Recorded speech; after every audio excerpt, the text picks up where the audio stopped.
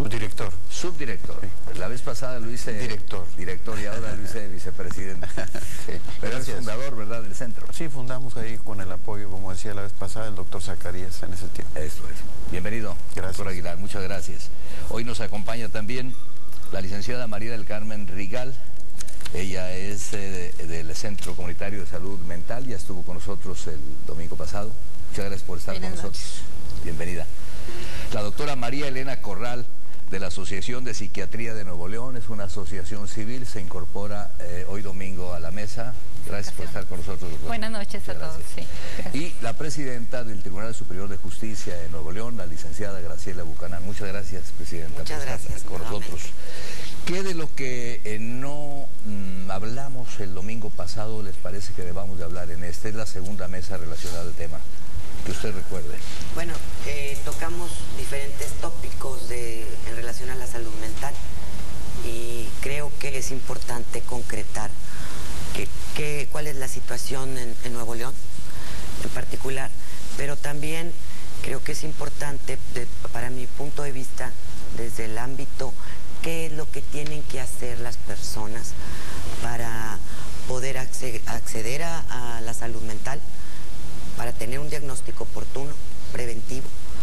Y bueno, ya pasando a eso, a la parte que es la legal, la mayor parte de la población desconoce que hay un procedimiento especial para declarar a una persona en estado de interdicción, y ese procedimiento hace que la persona que se encuentre en una situación que le imposibilite gobernarse por sí mismo, dado a sus padecimientos, tanto físicos como mentales, que es lo que es la mayor parte, se le llama un estado de incapacidad, que es un procedimiento que se hace por jurisdicción voluntaria, pero que la gente desconoce, que por ejemplo los menores que están en una situación derivada de la patria potestad bajo la custodia, cuando llegan a los 18 años, si no hacen ese procedimiento, que es una jurisdicción voluntaria, no tienen ya nadie gobierno sobre ellos.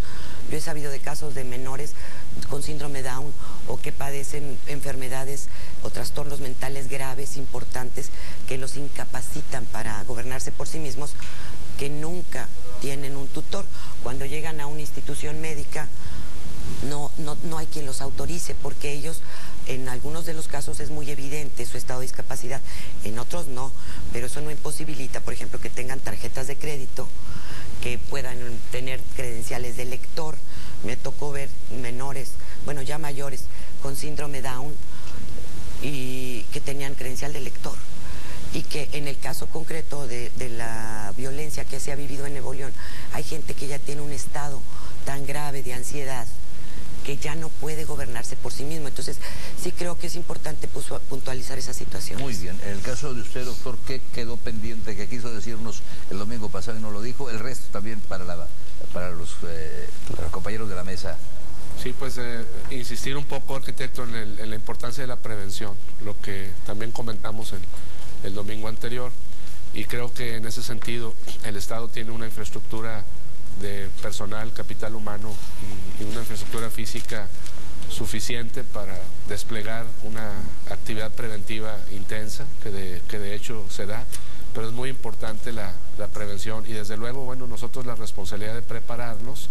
Es un tema, el tema de crisis, intervención en crisis, es un tema relativamente nuevo, pero el gobierno del Estado, a través de la Secretaría, ha dado todo el apoyo, el gobernador en este caso en especial, para crecer en personal, en infraestructura física, con lo que hemos podido hacer frente razonablemente bien a la demanda de la población. De domingo a domingo se dan una serie de eventos. Hoy recordamos este coche bomba, ¿no?, que pues cimbró aquí un sector de la colonia Estadio, la colonia Ladrillera, y las señoras que entrevistaron los compañeros reporteros, pues muy preocupadas, claro, inquietas, y desde luego supongo que vendrán secuelas para ellas. Es recomendable que se atiendan. Definitivamente sí, arquitecto. De hecho, a la fecha se han atendido con este tema un poco más de 3.600 personas, de las cuales 1.400 son niños. Y 1.400 son niños. Un 40% fácil. Exactamente. Y bueno, es muy importante que acudan a consultar, a pedir apoyo. Ya también se enfatizó en el programa anterior la importancia de la detección temprana, Sí. que no pase mucho tiempo porque se van agravando los síntomas y la recuperación es más difícil. Mucho tiempo es... Semanas, meses. O sea, la ideal es de que sean los primeros días después del evento. El teléfono, si usted nos lo da de Sí, nuevo alguien del personal que le acompaña, porque lo vamos a poner en la pantalla para que las personas... Fíjese que a raíz de estas entrevistas que se hicieron con los vecinos de la colonia Estadio y La Villera, varias personas hablaron para decirnos que a qué teléfono pueden llamar, que cuál es el procedimiento. O sea que a pesar de lo que se ha dicho, me da la impresión, y se lo digo con todo respeto, ha faltado promoción, porque ahí nos enteramos de que muchas personas que han tenido alguna experiencia de esta naturaleza no saben a dónde acudir. Sí. Entonces ahí podemos mucho también ayudar los medios a llegar todo este tipo de servicios que dan ustedes, porque yo pensaba que no iban a hablar tantas personas y sí nos sorprendió. Sí, cómo no. En la Dirección de Salud Mental, arquitecto, el teléfono, lo repito, 8345-4326, y de ahí se canalizan. Comenté también que terminamos hace algunas semanas un diplomado muy extenso, con 78 psiquiatras y psicólogos de aquí de la ciudad, de diferentes instituciones, un diplomado de 120 horas de capacitación en el tema de intervención en crisis por esta situación de violencia. Y estamos próximos a iniciar un segundo diplomado porque hubo pues muchas solicitudes, se excedió la capacidad del diplomado y vamos a realizar un segundo diplomado. En las próximas semanas estaremos ya en la organización. Va dirigido, supongo, a profesionales de la salud. Sí, de la salud mental. Psiquiatras y psicólogos. Sí. Que, por cierto, hoy estamos celebrando el Día del Médico, así que un saludo con mucho cariño para las médicas y los médicos. ¿Es correcto? Las médicas y médicos. Así es. Sí. Decía usted que se instituyó... 1937, desde una convención nacional de sindicatos de médicos aquí en el país. Se celebra cada año. Se celebra el 23 de octubre. De octubre, desde hace, pues ya, 1937, hace cuántos, 74 años, ¿no? De lo que se dijo el domingo pasado, defensora de derechos humanos, me puedo dirigir así, presidenta de la Comisión Estatal de Derechos Humanos, licenciada Minerva, ¿qué es lo que usted subrayaría? Que no dijimos y que pues le hayan preguntado durante la semana, ¿por qué no hablaron de eso en el programa de las enfermedades mentales derivadas de la situación de violencia que vivimos? Muy importante me parece hacer, como se está haciendo en esta mesa, visible el problema. Realmente es un problema nuevo, como se señaló hace un momento. El hecho de tener una gran influencia en la población con problemas de ansiedad, de angustia, de miedo, realmente es algo que no habíamos vivido y es la consecuencia de esta inseguridad. Creo que lo importante es establecer primero el problema para buscar la solución. En la mesa pasada señalé que la atención a la víctima es primordial. Si los nuevos sistemas de seguridad se basan en la atención primordial a la víctima. Si me lo permiten, yo iniciaría con un poema que es de una autora que se señala solamente como Ricky y es una contribución del Centro Médico Moreno de California. Y este poema señala: yo no soy la víctima, soy ser sobreviviente. La víctima nunca llegó a casa, la víctima nunca encontró justicia, la víctima nunca pudo hablar, la víctima nunca logró sanar. Soy ser sobreviviente, el sobreviviente encuentra cierta justicia, el sobreviviente encuentra la forma de expresarse, el sobreviviente encuentra la manera de sanarse. Yo no soy la víctima nunca tiene la esperanza de descubrir su fuerza interior. Yo sí tengo esa esperanza, yo soy sobreviviente. ¿Qué quiero decir con esto? Que tenemos que darle todas las herramientas a la víctima para que se convierta en un sobreviviente. Que todos estos niños de los que habló la licenciada Graciela, que todas estas personas que han sido víctimas de la delincuencia lleguen a sanarse, y eso va a ser a través de la justicia que se le otorgue, eso va a ser a través de una atención muy especializada, que todo el Estado, es decir, los servidores públicos, estén capacitados de atenderlos y de darles una solución. Creo que en esta mesa podríamos hablar de qué está haciendo el Estado y qué le falta por hacer para enfocarnos al tema de la víctima, y en especial de la víctima que recibe una afectación en su salud mental, y que esto apuntale la sanación de nuestro Estado.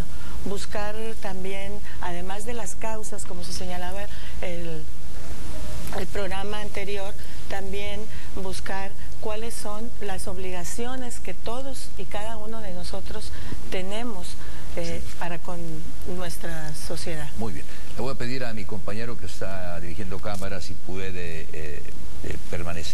dejar por algún tiempo el teléfono que nos daba el doctor, el 8345-4326, que es de la dirección, dijo doctor, de salud mental. De salud mental. 8345-4326, lo doy también para los amigos que nos van siguiendo por radio. Y apoyándome en lo que dice usted, licenciada Minerva, paso con el doctor Aguilar. Doctor Ricardo, me llamó la atención, la víctima nunca logró sanar. ¿Hay esperanza para todas las víctimas de estos hechos? Con procedimientos de intervención adecuados, desde luego. O sea, existen procedimientos de intervención psicosocial, psicoeducativo y psicoterapéutico que pueden lograr niveles de funcionalidad, ¿sí?, adecuados en su entorno familiar, en su entorno social, laboral o académico. Y aquí pongo otra anotación que yo quería, con el cual iniciar. Era el hecho de que está emergiendo cada vez más, porque en la vez pasada hablamos mucho de los trastornos, del estrés postraumático como consecuencia de la violencia, pero también está emergiendo mucho los denominados trastornos adaptativos, ¿sí?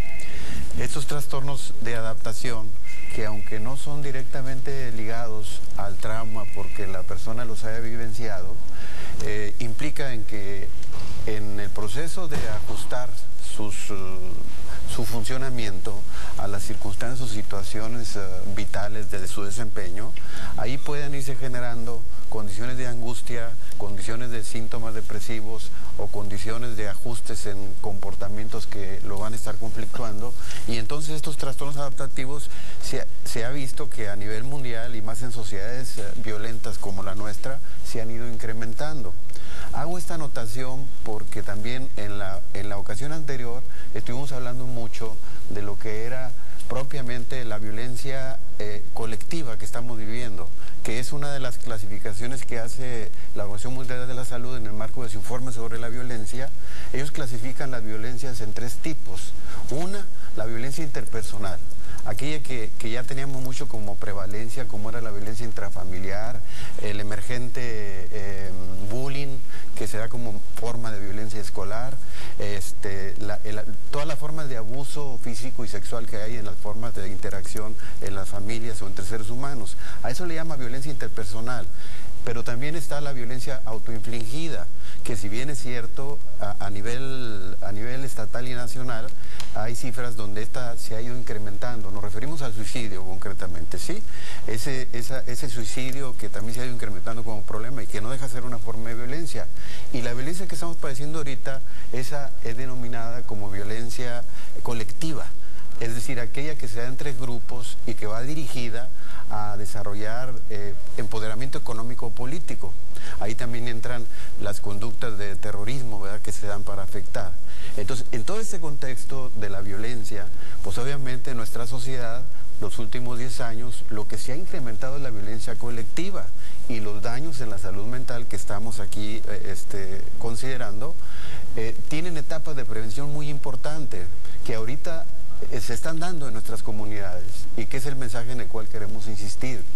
Cualquier trastorno de conducta social que se esté generando ahorita en el desempeño de un estudiante de 6 años, desde el preescolar, inclusive clínicamente se puede ir detectando las conductas oposicionistas desafiantes como desviaciones, no como parte integral del desarrollo de su personalidad.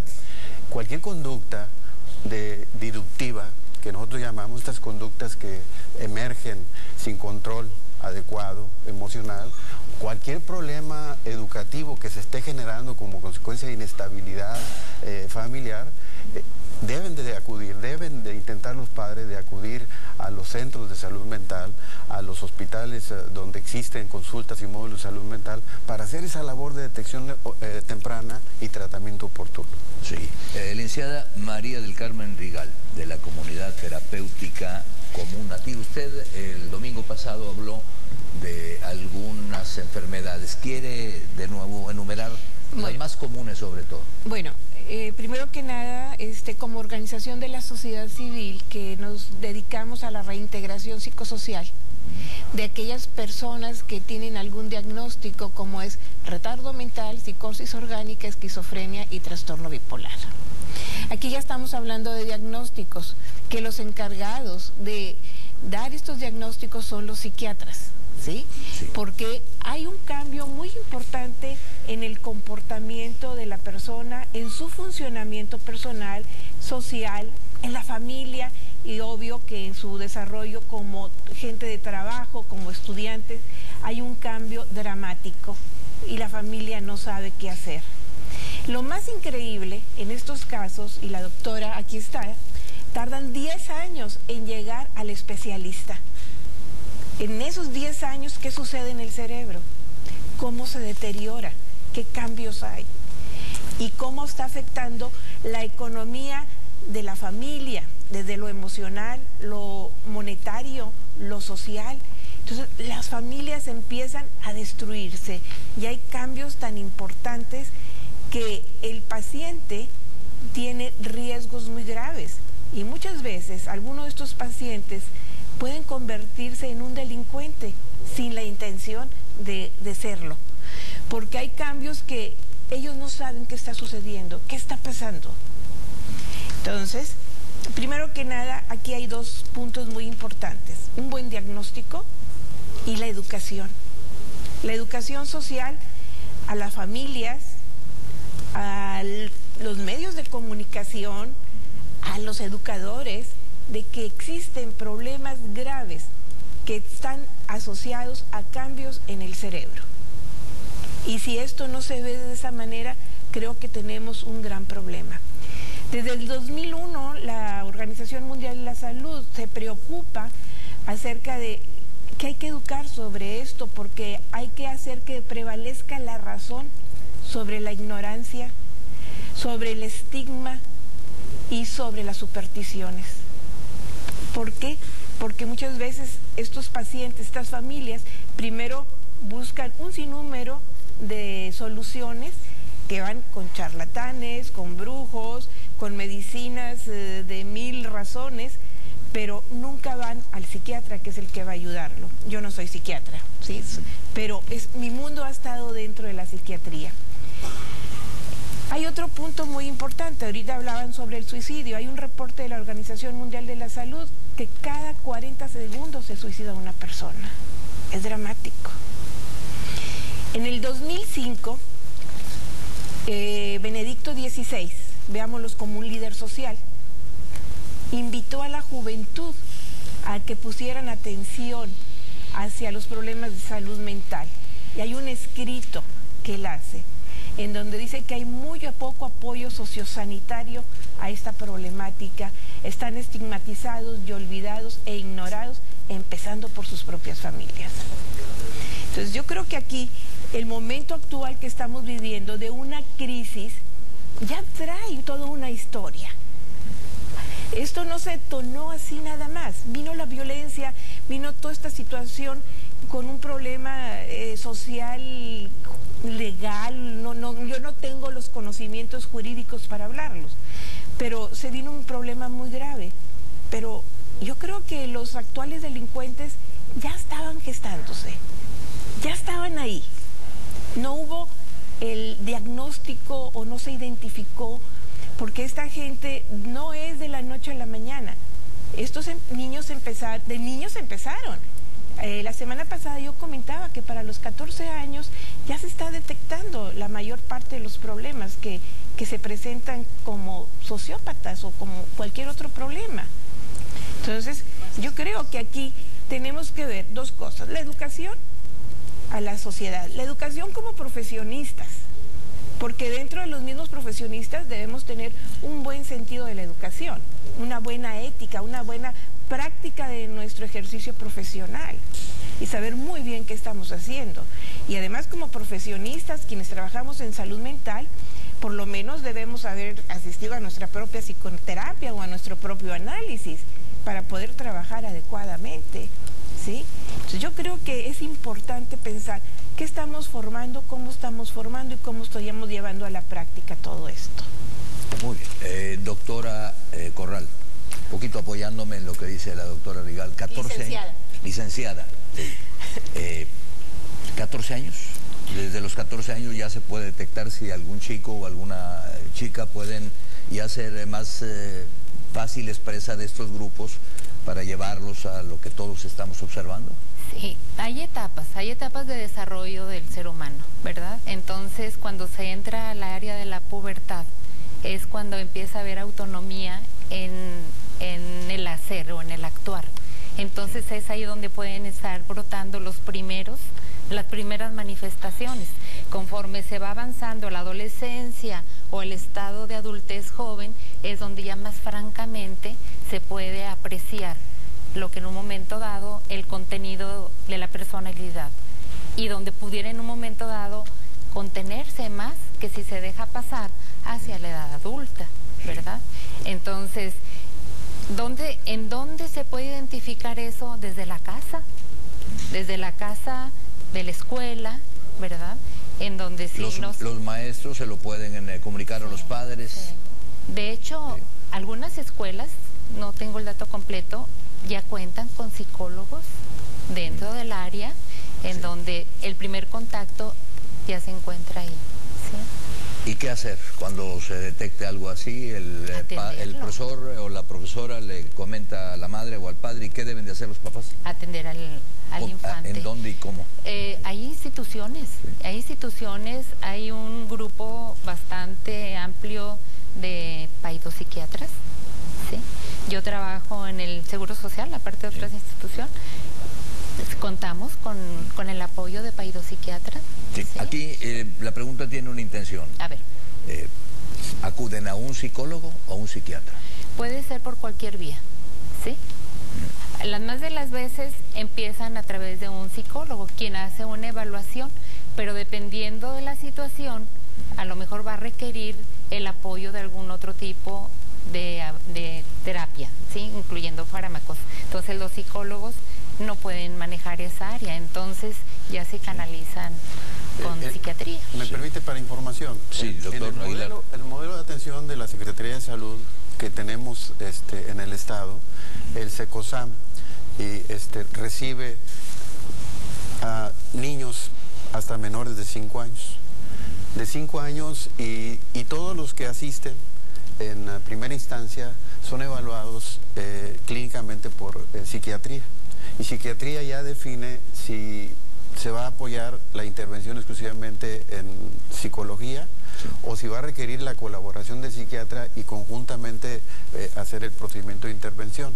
Sí. Pero hay esa capacidad ahorita actual, como dice la doctora, en las unidades de psiquiatría del hospital universitario, en todas las de la Secretaría, sí, para que la población le quede muy claro que si observan un niño que tiene o un adolescente con este tipo de problemas, recurren a las instituciones, en las instituciones se les evalúa para ver sus necesidades y desarrollar el procedimiento. Si observan que, vamos a ser un poquito más explícitos, observan en un niño, en una niña, ¿qué comportamiento? ¿Qué es lo más común? Muy concreto, lo más común es el comportamiento oposicionista, de oposición a la autoridad, de desafío, de transgresión a la norma. Sí. Ahí va perfilando. El niño que transgrede la norma, que se pone impulsivamente a agredir a la mamá, al papá, ¿sí? Que la madre viene y nos dice, es que no puedo con él, ¿verdad? Porque no le hace caso a nadie, completamente, ¿verdad? ¿Sí? O luego, pues, el escolar que en la escuela empieza a participar en riñas, empieza a tener crueldad hacia los compañeros o crueldad hacia las mascotas, los animales. O sea, esos son conductas incipientes, pues, de que hay un problema ahí que hay que diagnosticar y hay que ver qué está sucediendo. Y entonces acuden a estos centros que ustedes mencionan. Al CECOSAM, a la unidad de psiquiatría gratis, todo esto es gratis, ¿verdad? Porque luego a veces asusta a ciertos padres, no, es que me van a cobrar y se alejan. Claro. Es gratuito todo este servicio. Sí, claro, está abierta pues la apertura ahí, ¿verdad? Para la intervención. Y la otra recomendación que yo en lo personal haría es algo que no está en la cultura de los maestros, es el que conozcan muy bien, digamos, de perdido el sistema de clasificación que hay sobre los trastornos de salud mental. Mire, en Estados Unidos, Europa y los países desarrollados, como parte de la formación del maestro, ellos dominan perfectamente, ya sea el DSM en el caso de Estados Unidos, como el ICD-10 en Europa. Los maestros saben que ya pueden enviar hacia el psicólogo el trastorno oposicionista desafiante o el trastorno de conducta disocial. Perdón, pero el problema fundamental es que los papás no quieren reconocer que hay un trastorno. Claro. En la mayoría de los casos, cuando los psicólogos hablan con los padres, no quieren reconocer que tiene un trastorno, así como la gente adulta no quiere reconocer que tiene necesidad de un apoyo de tipo médico, psicológico. La experiencia de muchos años en la sala familiar me dejó que a veces los niños golpean a los padres porque están influenciados por el otro, porque están viviendo una cuestión de violencia. Entonces ya no es una cuestión nada más individual de los niños, sino de todo el entorno. Entonces el psicólogo o el psiquiatra tiene que hacer una valoración ecosistémica, claro, porque si no la hace ecosistémica no puede determinar que el niño está sufriendo. En los trastornos que tienen los adultos, ya sea por violencia familiar, ya sea por algún trauma que hayan tenido que no se encuentra, por ejemplo, una mujer que sufrió en su edad de adolescencia o de niñez abusos sexuales, tiene problemas en su relación de pareja, claro, severos, que llegan hasta los tribunales, y en los tribunales se resuelve el derecho. Por eso se ha hecho interdisciplinario el que se hagan valoraciones psicológicas, pero no tenemos muchos diagnósticos en trastornos psiquiátricos. ¿A qué nos conlleva esto? Tanto en materia penal como en materia familiar, que son pleitos que no se acaban porque no se va a poder resolver la problemática mientras la persona no detecte o no se acepte que se le trate desde un punto de vista psiquiátrico. Hay cantidad de gente que, por ejemplo, como decía la licenciada Minerva, que por cierto me gustó mucho el poema, la gente sufre, los niños sufren una cuestión violenta en su casa o en el estado. Yo les digo, a mí me tocó mi hija la más chica, el día de su cumpleaños hubo una balacera tremenda en contraesquina de su escuela. En las escuelas ya están preparados para tener toque de recreo, toque de incendio y toque de balacera. Entonces todos pecho tierra y van entrando, pero se les genera una, no sé cuál sea el término, psicosis o qué. Angustia. Una angustia que a ver, ¿cómo sabes quién fue la víctima? Fueron todos. Y cuando es en repetidas ocasiones, a veces, por ejemplo, vemos a los de la bomba, sí, son los que están cercanos, a los vecinos, que se le atiende. Pero hubo muchos otros que estuvieron involucrados. Hubo así como muchos niños que participan porque pasan, porque escuchan, porque lo ven, porque lo viven, y no hay un seguimiento. Y están creciendo los adultos y que tienen problemas de educación porque no pueden tener una atención adecuada, están temerosos, los adultos no están rindiendo en su trabajo, pero no ha habido una verdadera difusión sobre esto. Hay muchas gentes que le dicen, ay, esta señora está loca, es floja, porque todo el día está acostada, no puede hacer nada, y llegan a problemas no nada más personales, sino legales, de divorcio o de que los corren de sus empleos, pero es gente que no ha estado atendida o que no duerme en las noches. Son víctimas, son víctimas. No sobrevivientes por la diferencia que establecían, ¿verdad? Así es, son víctimas que se quedaron con el daño. Que se quedaron, sí, con el daño, lo siguen llevando, y llega un momento en que vuelven a ser revictimizados porque, sí, uno, porque la familia no lo entiende. 2, porque el trabajo, la escuela no lo entiende. Y luego, porque no se les da la justicia, que era lo que hablaba. Gente que dice, oye, si persiste la impunidad, ¿cómo me voy a sentir yo tranquila? La persona que cometió un daño o las siguen sueltas, siguen por ahí. Sí. Y esa es una parte en general. Sí. No sé si terminó la doctora. Es que la verdad que es bastante amplio el tema. Y ahorita regresamos con la licenciada Minerva. Sí, yo quisiera agregar que en relación a la víctima hay que transformar, bueno, dependiendo del tipo de crisis o de caso, ¿verdad? Ya no es víctima, ahora es un sobreviviente, ¿sí? Cuando es sobre todo para cuestiones violentas. Sí. ¿Sí? En relación a lo del niño, pasando acá en relación a lo de la infancia, ¿sí? Es muy conveniente de que se haga una adecuada evaluación, un adecuado diagnóstico, porque hay ciertos rangos que después en la adolescencia y en el estado de adultez joven pueden tener tipo de personalidad sociópata, ¿sí? En donde ahí va a ser mucho más complicado poder interactuar. Bueno, eso es, el individuo. Ese individuo está en un ámbito en donde indirectamente las demás personas de alguna forma o interactúan o se ven afectadas. Entonces, no es nada más atender a esa persona, sino también preferentemente atender el entorno, ¿sí? Y en cuestión de cuando hay un evento violento, el sobreviviente va a tener en su entorno a 10 afectados, mínimo.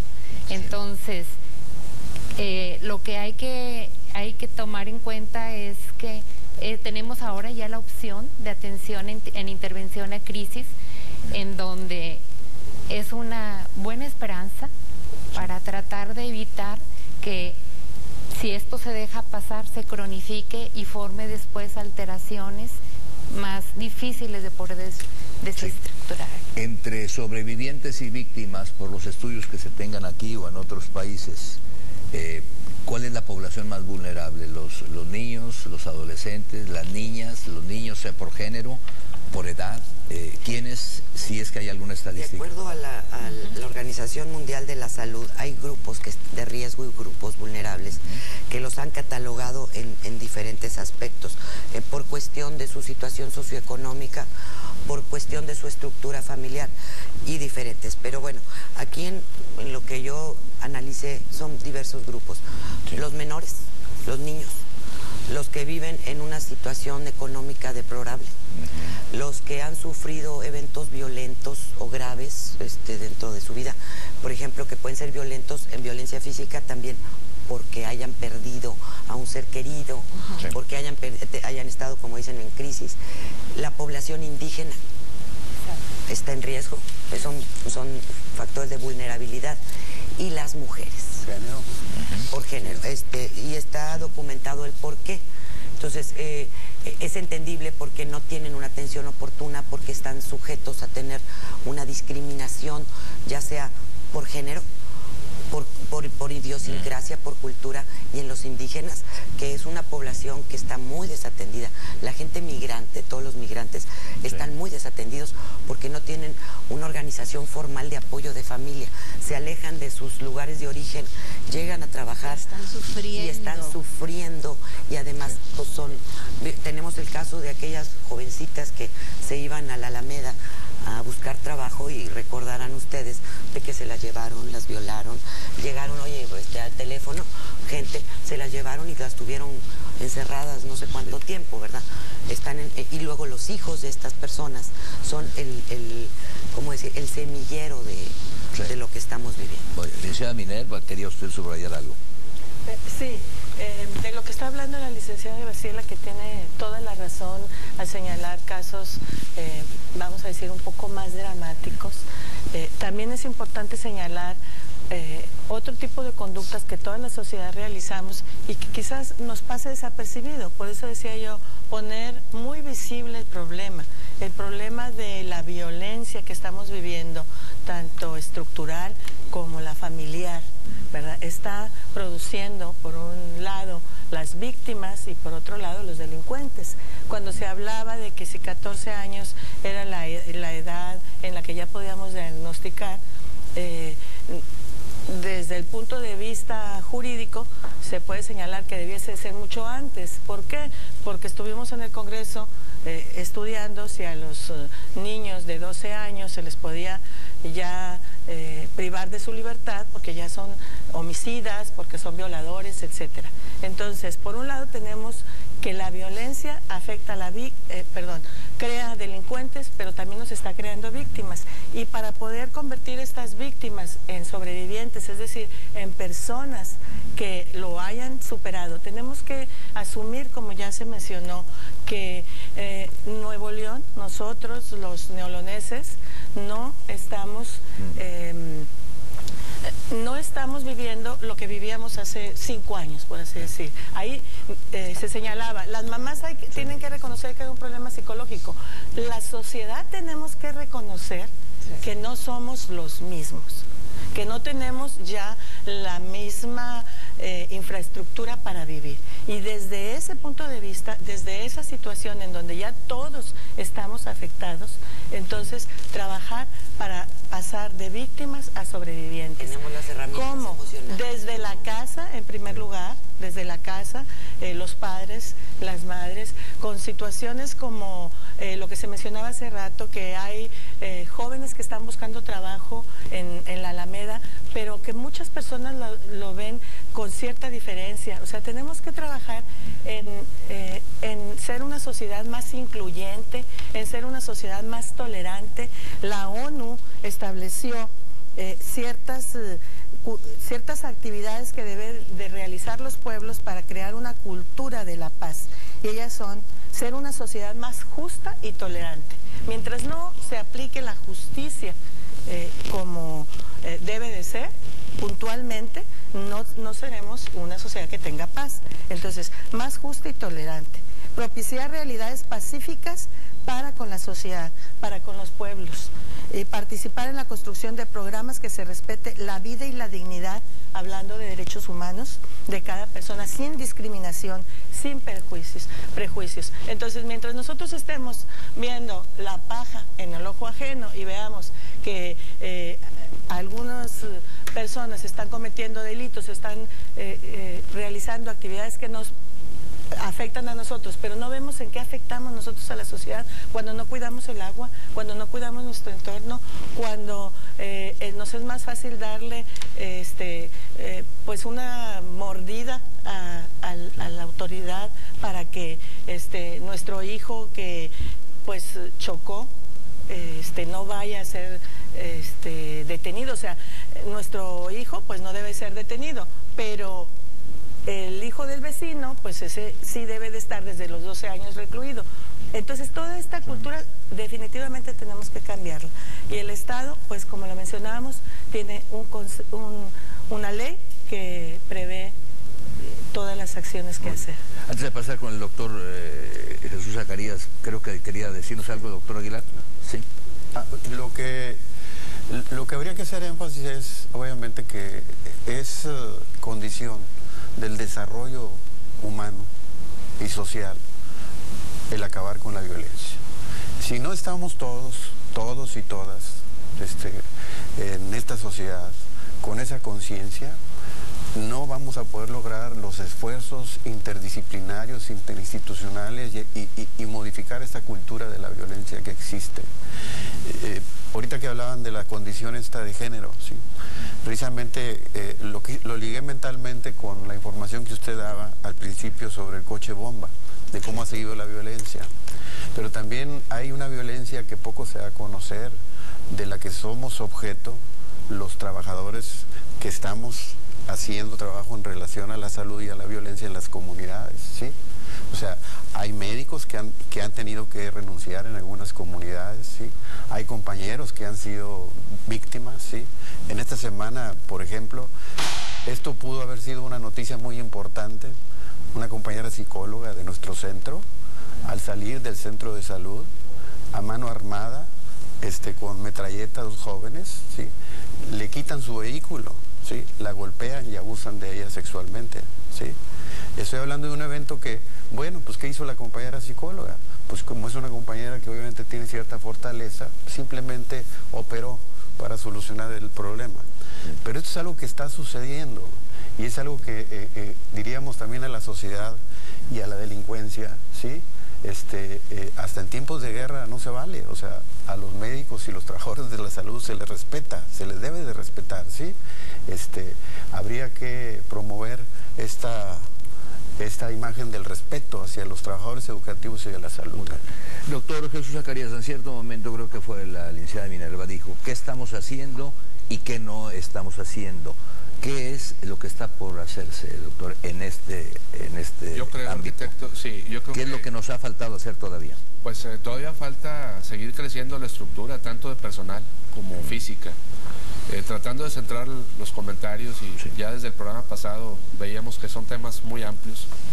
En el tema específicamente de los trastornos mentales originados por la violencia, en personas que sufren un acto de violencia o que son testigos, que es lo que llamamos la intervención en crisis, que decía la doctora Corral. Sí. Ese es un tema nuevo para nosotros, en donde el Estado hasta ahora ha podido hacerle frente con la preparación del personal.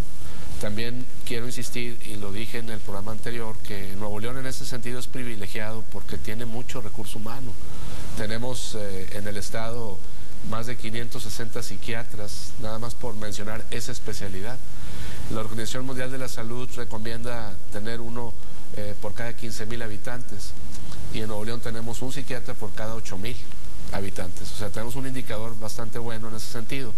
Hay instituciones, el Seguro Social, privadas, ONGs, la misma secretaría que mencionaba el doctor Aguilar.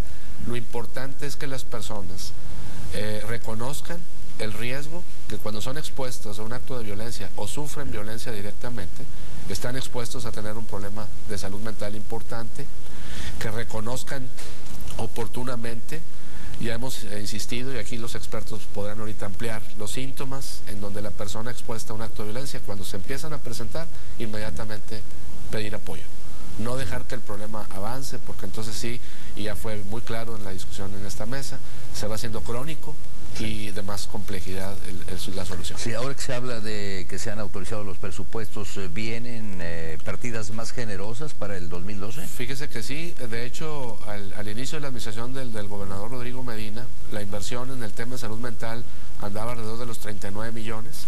Este año estamos ejerciendo 60, que es un 50% más de lo que veníamos ejerciendo, y en el 2012 seguramente va a haber inversión fuerte.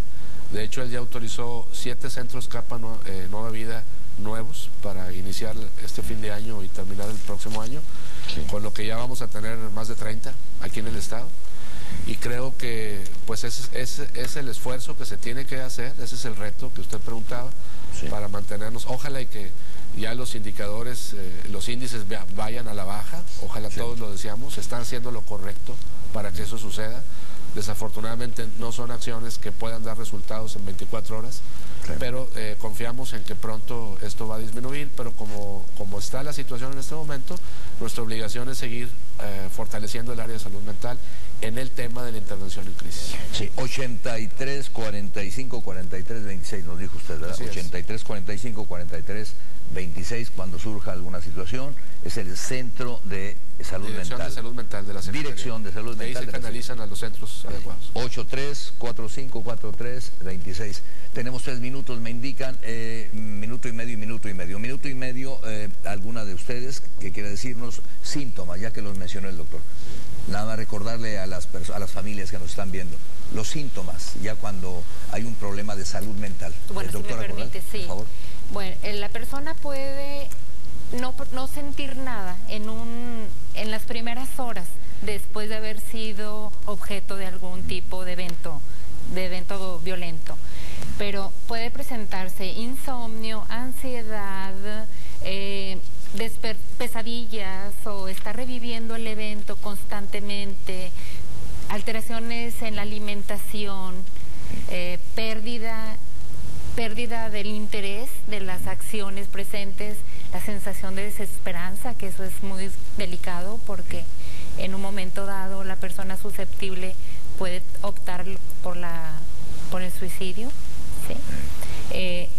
dentro de de las primeras horas. Posteriormente, pues pueden estas mismas sintomatologías transformarse en un estado de depresión, en fobias, en episodios de angustia que lo limitan en su funcionalidad general, por ejemplo. Y terminamos con la presidenta del Tribunal Superior de Justicia, la licenciada Graciela Buchanan. En parte esta mesa se debe a ella, o estas dos mesas. Algo que usted quiso decir y que no, por razones de tiempo, que Bueno, yo creo que es muy importante que todos cambiemos nuestra visión sobre la salud mental. Todos tenemos derecho a la salud, lo dice el cuarto de nuestra Constitución, es un derecho humano, el derecho a la salud, y esto incluye la salud mental. Que la gente debe de sensibilizarse sobre que no todas las personas que tienen algún padecimiento de tipo mental son gente que está, como dicen, loca, que tiene que atenderse, que ante esta situación de crisis es importante que, como decían, esto no se vaya generando hacia las familias, que vaya creciendo. Y particularmente que sepan que cuando hay una situación de salud mental importante, deben de promover el procedimiento correspondiente, que es la autorización judicial para determinar el estado de interdicción. Nosotros vamos a estar trabajando para que aquellas personas con discapacidades evidentes, que sea un trámite totalmente rápido, y que hay el Instituto de la Defensoría Pública para quienes no tienen recursos para atenderlo, porque a veces son personas que no pueden gobernarse por sí mismas y sus decisiones no son las atinadas. Y por último, me gustaría como sugerencia, yo creo que todos los ámbitos, centros de trabajo, centros educativos, en todos lados debería de haber una persona, un psicólogo, por una institución de trabajo, para que pueda coadyuvar, porque la gente no tiene, en las fábricas, en todos los lugares, no tiene ni el tiempo ni los recursos para ir. Entonces, que en una situación de crisis, que pudiera haber en cada centro de trabajo y centro educativo alguien que los pueda acercar a la salud mental. Muchas gracias. Incluyendo los medios de comunicación, yo veo aquí cómo llegan mis compañeros reporteros, ¿sí? Claro. Después de un evento de un evento debe de haber. Están expuestos, sí. Son muy expuestos. Estamos en una época en que en todos los centros de trabajo y educativos debe de haber una persona psicólogo, psiquiatra, especialista en salud mental, para que sea el primer contacto. Pero más que nada, vencer el estigma de la enfermedad mental. Claro. Y aquí le haría yo la observación: los que tienen locura también tienen derechos humanos. También, no, pero lo que le digo es, la gente dice, no, están loquitos. Por el estigma. Hay que quitar eso, porque hay gente que tiene algún problema químico en el cerebro, que tiene derecho a la salud y al tratamiento, y a que no lo discriminen, a que no lo segreguen de la sociedad. Estamos de acuerdo. Muchísimas gracias, doctores. Están en minoría ustedes, estamos. Doctores Aguilar, doctores secretarios, muchísimas gracias. Sé que usted tuvo que hacer un cambio ahí en un vuelo. No, muchas gracias, ¿sí? Muchas gracias. Licenciada Minerva, presidenta, doctora, licenciada, muchísimas gracias. Y a los médicos y a las médicas, felicidades en su día. Gracias. Desde hace cuántos, decíamos, son del 37 a la fecha, estamos hablando de cuántos, 74 años que se celebra el Día del Médico, médica también, ¿no? Y médico, por supuesto. Claro. Se instituyó, decía el doctor Jesús Zacarías, por la Organización de Naciones Unidas. Fue una Convención Nacional de Sindicatos Médicos. Perdón. Eso es en México. Esto es en México, sí. Como dice, lo que menos tienes que tener mínimo en esta vida es un amigo médico y un amigo abogado. Bueno, haya sido instituido por quien haya sido instituido, iba a decir otra, tranquilos, que aquí hay otra intención en el programa de hoy. Muy bien. Haya sido instituido por quien haya sido instituido, felicidades a todos los médicos y médicas. Muchísimas gracias, señores, muy amables. Se quedan, el humor ya viene un poquito porque vamos a ver a un señor actorazo. Damián Alcázar recibió él recientemente una distinción en el Festival de Cine de Morelia. Con él platicamos hace algunas semanas y con él desde luego hablamos de todo, incluyendo la corrupción, por supuesto. Enseguida de este corte, el señor Damián Alcázar.